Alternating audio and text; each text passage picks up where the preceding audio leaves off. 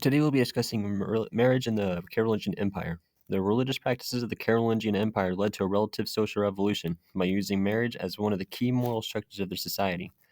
While the ancient practice of marriage has previously encouraged spousal loyalty, even during the times of the ancient Egypt, the punishment has been reduced from both people who committed the adultery being whipped and facing a possible execution to a more fitted punishment for individuals involved in the cases of a divorce. These new ideas came around the time of the year 700. While it is impossible to really dictate if these were the laws of the land at the time or merely just finally written down, um, what we do know for certain is that many religious and non religious rules had developed for marriage and sexual practices during the end of the Charlemagne's rule. This was to encourage a single unified marriage, as well as an elaboration on what incestuous marriage would be, as well as prohibiting remarriages and divorces between a certain time frame.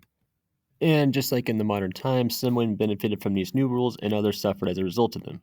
One such rule is such as marriage was never allowed between a child's godmother and the child's father. While some women used this to get out of relationships, others would use these rules for their own gains. Ultimately, these rules were made to protect women from their own husbands, such as a church rule to never turn their back on women who feared for their lives from their husbands.